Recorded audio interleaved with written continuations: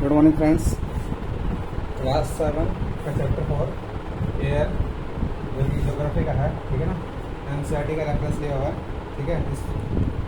आज हम सब जो एयर है उसका जो बेसिक कॉन्सेप्ट है, बेसिक वर्ड्स है, उसकी टेक्नोलॉजी को हम टर्मिनोलॉजी को पूरी तरीके से समझ लेंगे, ठीक है ना। तो उस टर्मिनोलॉजी में सबसे जो पहले आता है अपना, वो आता है एयर।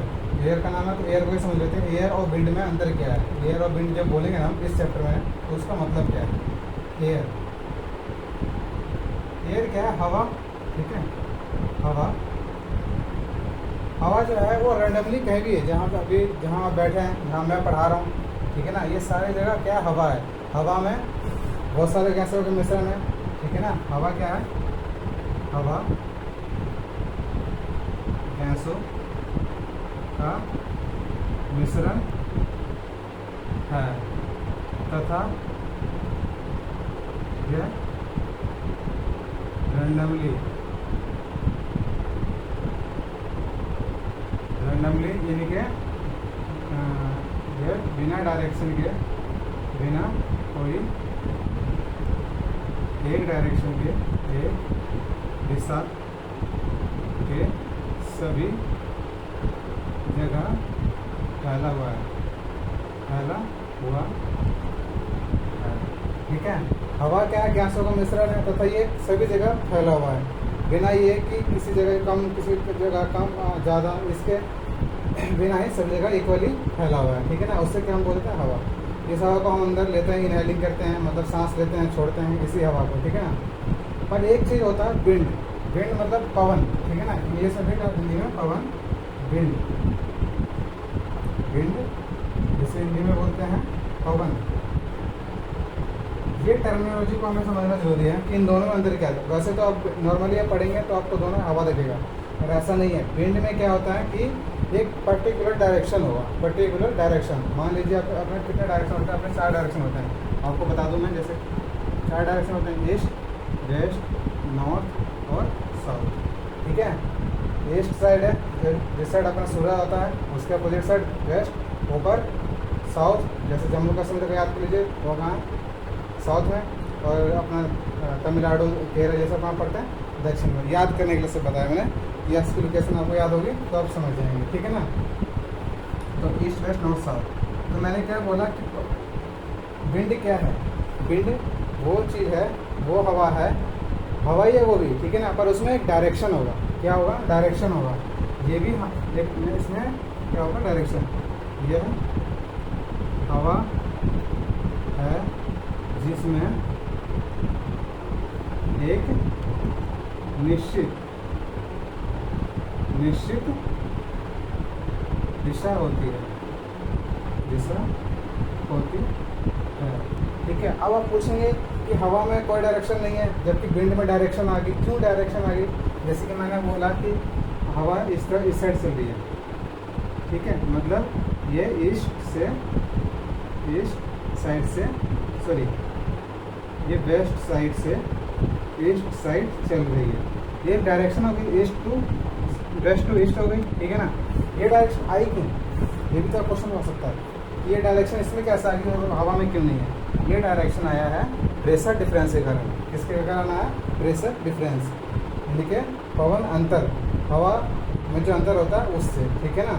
अब उस टर्म को हम देख लेते हैं, ये समझ में आ गया। हवा ऊपर लिखा देता हूँ कि प्रेशर डिफरेंस होता क्या है, हवा में अंतर होता क्या है, ठीक है ना, जिस कारण की पवन बनता है, यानी कि प्रेशर डिफरेंस।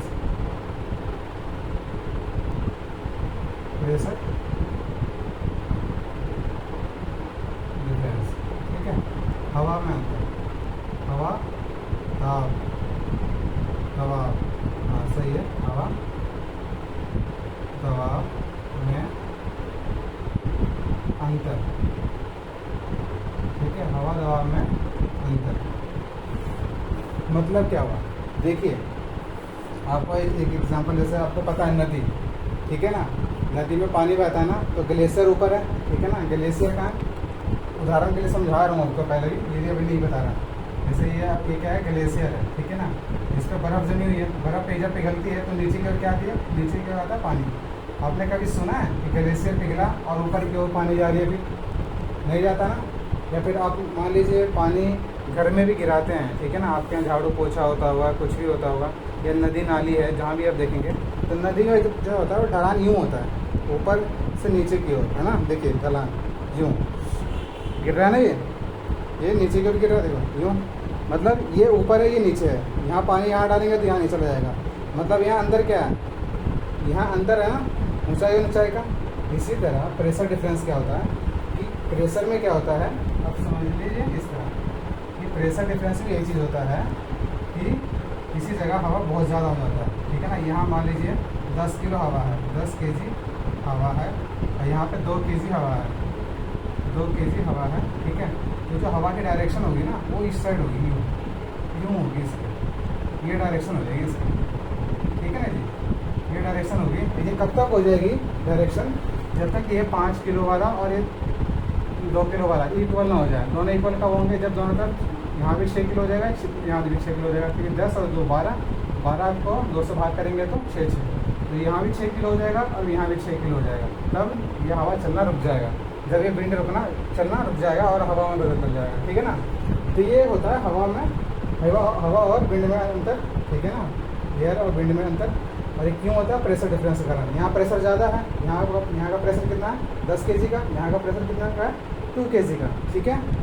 तो ये बात समझ में आ गया आपको कि यहाँ पर प्रेशर डिफरेंस का खेल होता है सारा, ठीक है ना। विंड क्या है, हवा पवन क्या है, प्रेशर डिफरेंस से क्रिएट क्या हुआ है, हवा है, ठीक है ना। प्रेशर डिफरेंस के कारण, हवा दाब में अंतर के कारण उत्पन्न हवा है, ठीक है ना, हवा दाब में ही उत्पन्न के कारण, ठीक है। चलिए, तो आपको समझ में आ गया होगा। तो प्रेशर डिफरेंस समझ में आ गया। जब वायु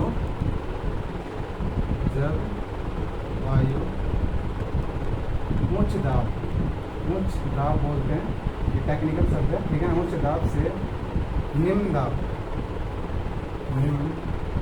ठीक है, लो प्रेशर बोलते हैं, निम्न दाब की तरफ चलता है, उसे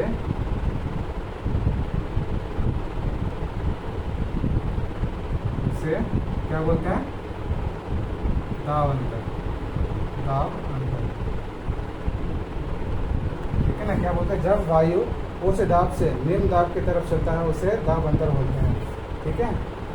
तो आपको समझ में आया, ये टेक्निकल टर्म्स तो जरूरी था आपको समझना, ठीक है ना।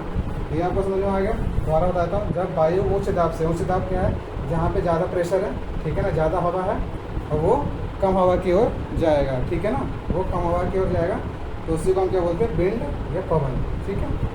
अब क्वेश्चन उठता है कि ये डिफरेंस क्रिएट क्यों कैसे होता है, हमें कैसे मालूम पड़ेगा कि कोई हवा ठंडी है या कोई हवा गर्म है, ठीक है ना। ये मालूम पड़ता है, आप सिंपली मालूम कर सकते हैं घर पे भी, कि देखिए आप जब खाना बनाते हैं, ठीक है ना, तो आप मान लीजिए आपके नीचे वाले छत पे खाना बन रहा है, ठीक है ना, तो वहाँ पे एयर गर्म हो जाती है, ठीक है ना। और पर वहाँ पे आपको गर्म नहीं फील होता, क्यों, गर्मी फील क्यों नहीं होता।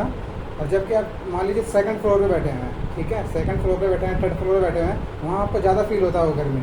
मान लीजिए सब्जी में छोंक लगा या कुछ भी लगा, तो जहाँ लगता है वहाँ फीलिंग नहीं आती, पर ऊपर फीलिंग आती है, क्यों, क्योंकि जो गर्म हो जाती है ना हवा, वो ऊपर की ओर उठना शुरू हो जाती है, ठीक है ना।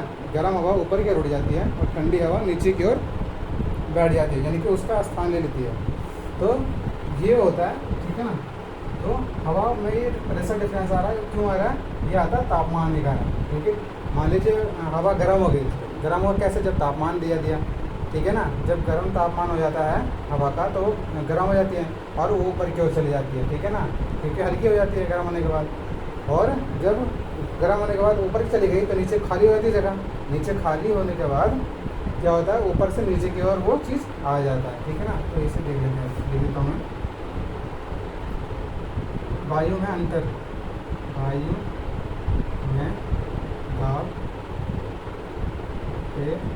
अंतर होने के कारण, दाब अंतर होने का कारण देखिए क्या है, तापमान में अंतर होना,